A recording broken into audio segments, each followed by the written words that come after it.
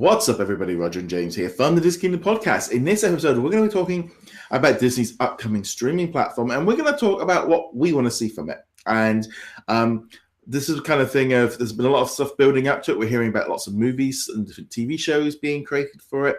But just kind of wanted to share, what I'm hoping to see from it. So first off, James, what are you hoping to see from this Disney streaming service? I guess really the main thing, and this might be kind of talking around the question, is an affordable price, a reasonable price on the service. I don't think they've announced it yet. No, it's supposed to be cheaper than Netflix. That's the thing. Which I think is great. That's where it needs to be, because you've got a much smaller content pool than you have on Netflix. But the other thing I would like on it is some more of the nostalgia. I know it's very important for them to have new content, the new Star Wars shows, the new Marvel Rising show, a couple of the new, maybe Unbeatable Squirrel Girl and the New Warriors, where we don't know where that's going to be at yet. But I really think that, well, those are the ones that hook people in to the new service. They really need to have some of those old cartoons, old movies that, they don't make sense to release on DVD because not enough people are going to buy them. Yeah. But putting them on a streaming platform like this is a perfect release point for that. And that not just, the movies. So like Black Cauldron, probably not a great movie to throw like a 4K disc at, because not many people are going to buy it. But it'd be great on the streaming platform. Putting the 90s Disney afternoon cartoons, Darkwing Duck, the original DuckTales, etc. on there.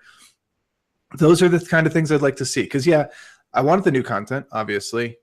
But I want, there to be that history there as well. The stuff that you normally don't see. Well, see, this is the thing, because I'm coming in a slightly different angle, because I've already got DisneyLife. So that's the UK streaming platform, which I think is, to me, what I'm calling as Disney Streaming Service Beta. This is what they are using as, I think they were using it as a little bit of a test. They launched it at $10.99. They included apps, they included games, they included stuff. It didn't work. They reduced it down to $4.99. They took out all the games. They trimmed it down a bit. Still have music and stuff, but primarily it's $4.99, perfect price. It's cheap enough that's if it's under a $5 kind of thing, it's like, you're not talking stupid money. And it's like, I'll get it for the kids and all the rest of it. So on there, you've got all the classic movies. You've got lots of television specials. You've got lots of cartoons. And to be honest, and you've got all the Pixar movies. That kind of is what I would call the core basics of what we've got on DisneyLife already, is the start of it. Because it has all of the classic stuff on, which is what people are going to want. As much as, in some ways, I think they might need to stagger out like the old content, maybe have, we're going to be putting this movie on, or this Monday we're going to be putting this one on. I think they need to come out with all of the classics, all of the Pixars straight off the bat on there to get people to subscribe. They're going to need a big way to get people to subscribe, and I think like the classics and that vault is going to be on there. But a lot of those like old like TV movies from like the 70s and the 60s and 80s that we grew up on, maybe you can stagger them out a little bit more. But the one thing that's missing for me with the DisneyLife was the newness. And everything on DisneyLife is, they do get updates every couple of weeks, but usually it's never in line with what was on the Disney Channel. If a new show was coming on the Disney Channel, you could stream it, but they would never put it on there the same day. Like The Resistance last night, that was on the Disney Channel as a time of recording this. That probably won't turn up on the streaming channel, on the streaming one, for maybe months. So for me, it's more about like, I want that on there. They should have been available at 9 o'clock. They just put them on there and put them available, and that's what I'm hoping that we're going to start seeing, is the being more in line with the new things, but still having that massive back catalogue. I'll be honest, we don't have Hulu over here, and I can see why they're going to have this like triple pronged approach of having ESPN Plus, Hulu for all the adult, and ABC, Fox stuff.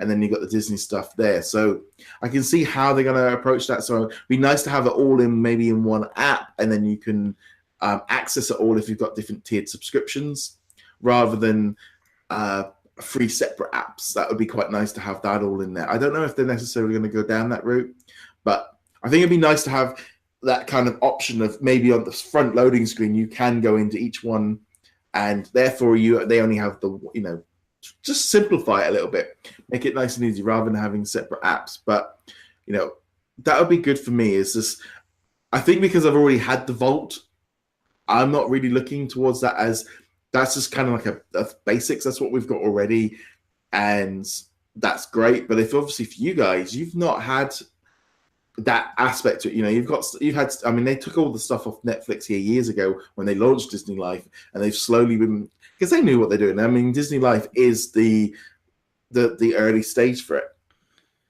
Yeah, I mean, they're not stupid, and Netflix isn't stupid either. That's why they haven't been promoting the Marvel shows nearly as much on Netflix, because they know Disney's going to pull them and put them on this other platform.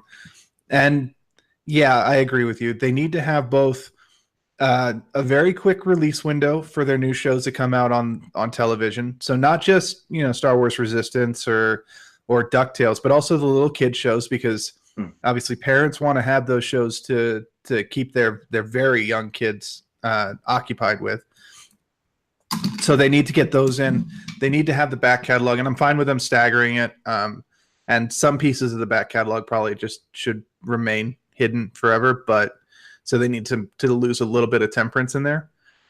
But yeah, I mean, ideally, we get all of it eventually. Yeah, I was going to say they there is that thing of they need to have a big enough catalog, because I think they're talking about 500 movies and thousands of episodes. They can't give that to you all on day one, because they need to stagger out to make people keep subscribing. But they also have to have enough to make people go, okay, it's worth it to begin with. So that's always the tricky thing. I am hoping that, and as this becomes more of their main product, that the streaming platform is viewed on par with the Disney Channel. It is like, we are releasing, they put it on like the Disney Go app, but it's always been a bit like the odd little stepsister over here. And I'm hoping now that will kind of slide into it. And because ultimately DisneyLife will become the new streaming service, because that makes more sense. It also makes sense why, in all honesty, DisneyLife's content slowed down, and also no more development. They rarely tweet, they rarely update, they've not released new versions of the app on any devices. You can't even watch it on Xbox or PlayStation, or they didn't push it out to any television show. It felt a little bit like, okay, we've got it out there so far, we've got our subscribers, but there's other things coming down the line, so we're not going to waste any more money updating it. So that's my big key thing. Get DisneyLife, the new Disney streaming platform. They need that app on every single device possible, because it's the one annoyance with my Disney Life. I have to climb around the back, get my Fire Stick and plug it in, because it's not on my television, it's not on my PlayStation, it's not on my Xbox. They've made it really, if I want to watch it on my iPad or my Android, it's fine. But I'm really hoping that this new app, they will make the app available on every device, because that's one of the most annoying things about DisneyLife, is it's not on that. I assume that's simply because it's in beta. They're going to want to put it on everything. Disney's not dumb. They want as many people to have access to it, and it would be really silly for them to say, we're going to cut off a quarter of our subscriber base because we don't want to support Google Play. That just doesn't make sense. So no, it's just even like now you look on the Twitter for DisneyLife, and it'll be like, we're not planning an Xbox and a PC, or a PlayStation and an Xbox app. Well, we know why, because you're developing your other app, and this DisneyLife is essentially going to be replaced, so you're not spending any more money on it. But that's, having had that frustration of this app, of this streaming service, that's one of my pet peeves about it. And the fact that the discount, because they give you a 10% discount as well off of Disney Store. There's a special code you can go in, and I think that would be a nice little side thing for people to have that as a nice little add-on to the Shop Disney. That's always a good thing that I'm hoping does come. That also gets moved along, as long as those codes works, because more often than not they don't seem to work very well. But another thing as well is, we've talked about, like in the past, about National Geographic content coming onto Disney streaming.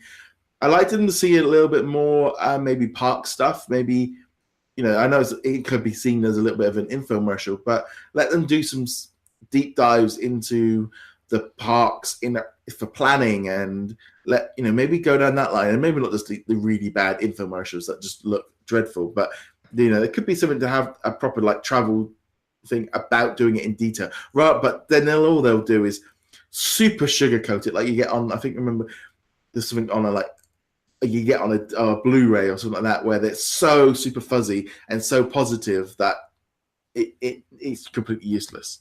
Now Disney should not make their own travel videos. I mean, they should for propaganda, but if I was ever gonna, tell somebody, watch this video to get an idea of what being at Disney World is like, I would never go to one that was branded by Disney. That you're not going to get anywhere near an accurate representation. So, but they should include those, because that's marketing. That's you. Don't you wish you could be here right now? I know I've watched some videos that they produced for the cruises. I haven't been on a cruise. Yeah. I would like to at some point, but they don't have the ones that I want at the moment.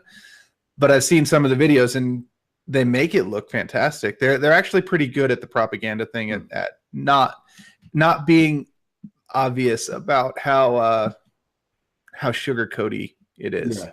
I think because I like, I've used to watch a lot of stuff on the Travel Channel, and the BBC do a lot of documentary stuff kind of things, and the amount of times you see something about a Disney. I mean, sat there and they were doing this. Oh, we're going to do this thing about Disney, and they kind of they try to gloss over Disney World in like 3 minutes, and he walks past past Everest, and suddenly slides past, and now suddenly he's in Magic Kingdom, and carrying on as if nothing has happened, and you're going, no, this isn't right.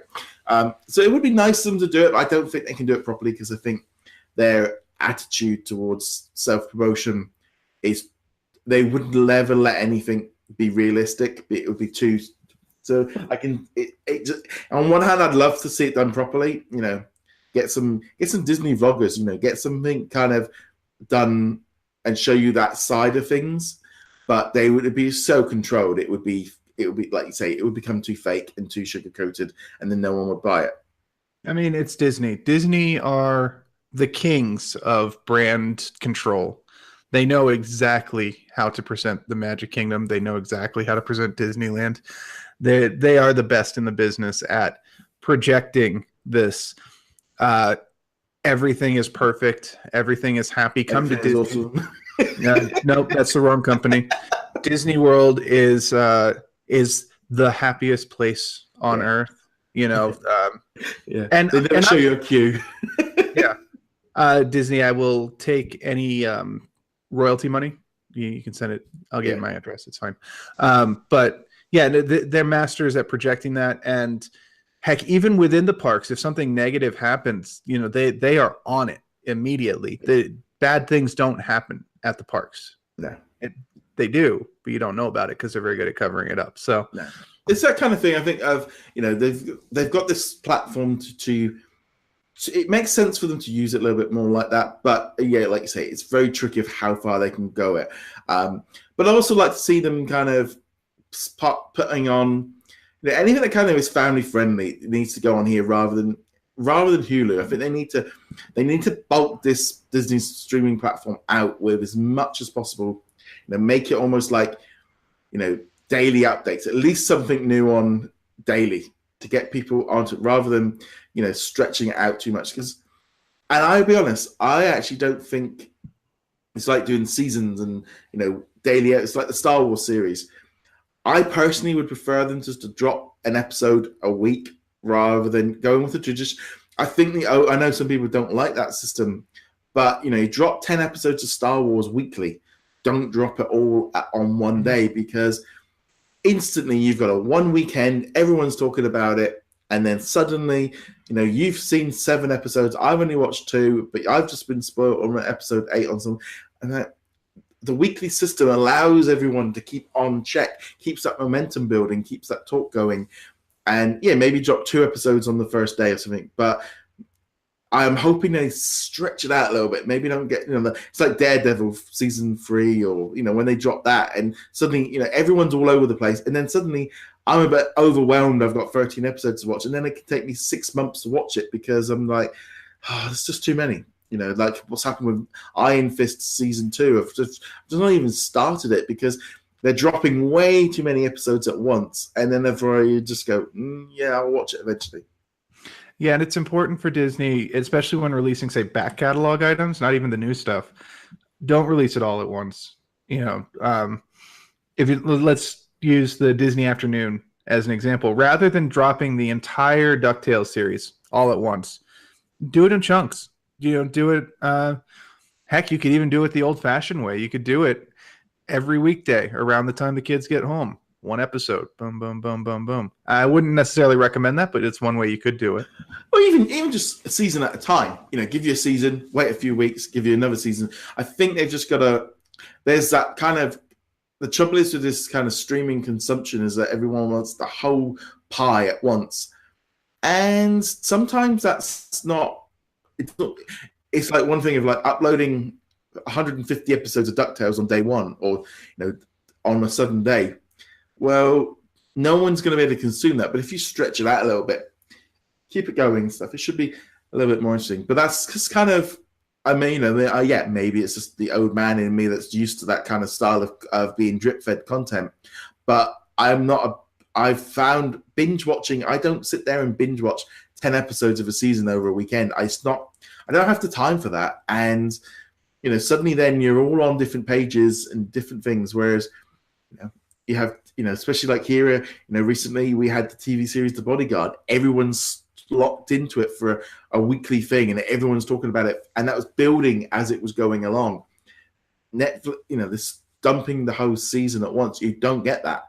Well, I mean, you do and you don't. You got to remember there are a lot of different ways to view things. So you and I, we don't tend to binge, but we are definitely not representative of the majority of the movie watching public or the Netflix watching public.